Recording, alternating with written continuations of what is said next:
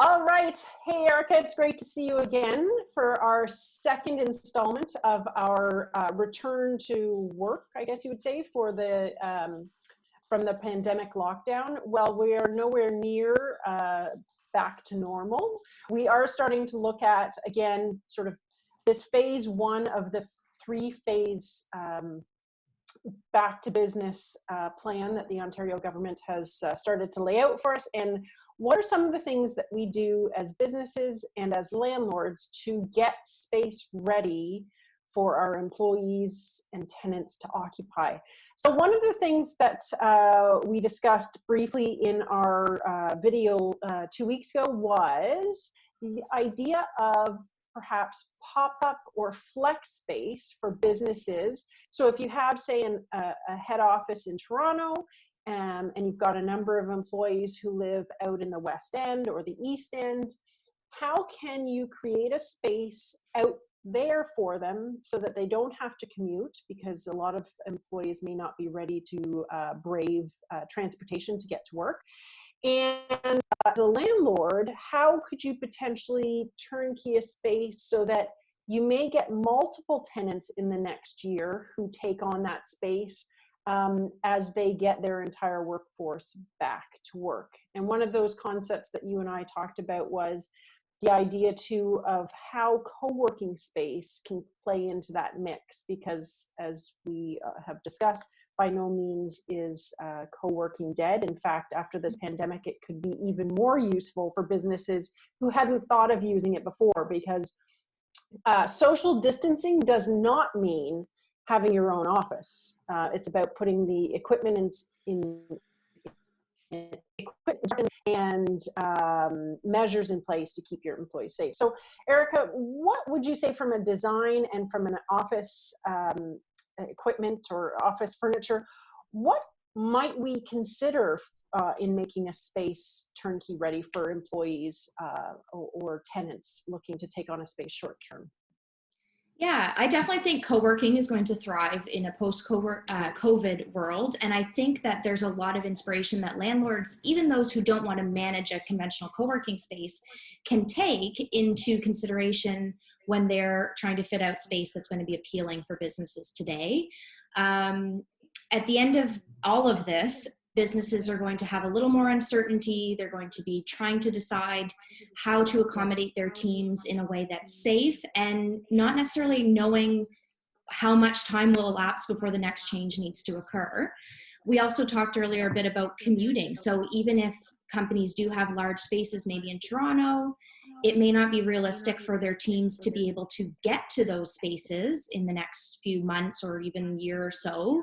So looking at these satellite offices is a really great solution. And on the part of the landlord, looking at doing sort of a base building fit out with finishes so that a company could more easily move in and get set up even in the short term could be really, really valuable. And the good news is, from a design and product standpoint, that's actually really easy to accommodate nowadays. If a landlord was to fit out a space open, they can either have modular walls ready for a potential tenant to be able to move around and suit their needs, or even if they left it open, it's pretty easy for a business to come in and set up furniture and modular offices as they might require and be able to take it with them after if they go elsewhere.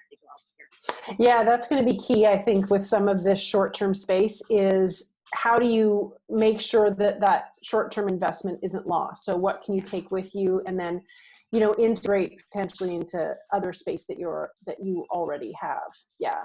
And would you say that some of these modular furniture systems can create sort of rooms in themselves, or is it more you're talking just about sort of the modular cubicle type setup that, you know, we're used to seeing?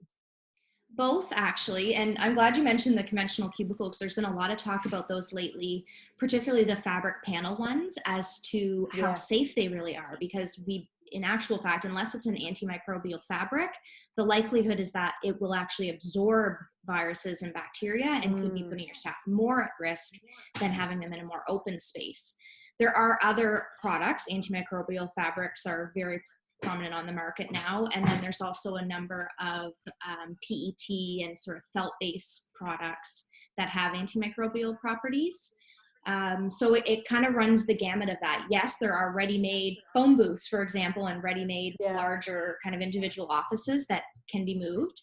And then, but even in open concept spaces, there's options to sort of divide in a sufficient enough manner that people have the visual acoustical privacy and the sort of protection physically, whether or not you want to put actual walls up. Yeah, okay, so some good options. And I guess that's something to consider too, that businesses may need to seek your advice on, is evaluating their current cubicle system. So as you just said, and I gotta tell you, I wasn't thinking about that before, but the absorption of some of the materials that might be older, or, you know, that, are there ways to reface those that will make them supportive of sort of today's reality of making sure things are biologically safe for a virus spread? Yeah, in some cases, panels can be reupholstered with fabric that is safer, or even with laminate or other materials. So it is possible. But it's funny because, like you mentioned before, a lot of people are thinking, oh, I have a closed office, I'm safe. And that's true for the most part. But I think we're actually going to see more of a switch to open offices that are defined in different ways, so that they are more easy to clean and to kind of maintain the flexibility that businesses are really, really going to be needing in the coming years even.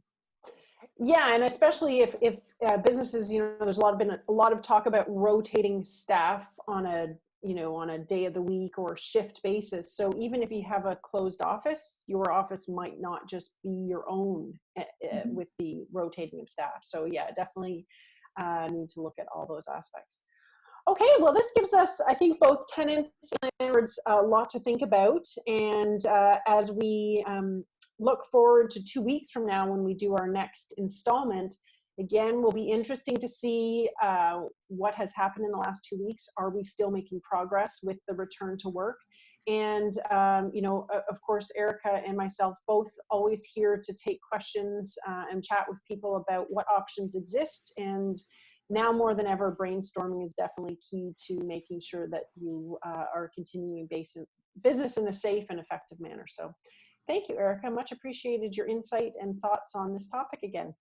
Thanks, Lucy. It's a pleasure.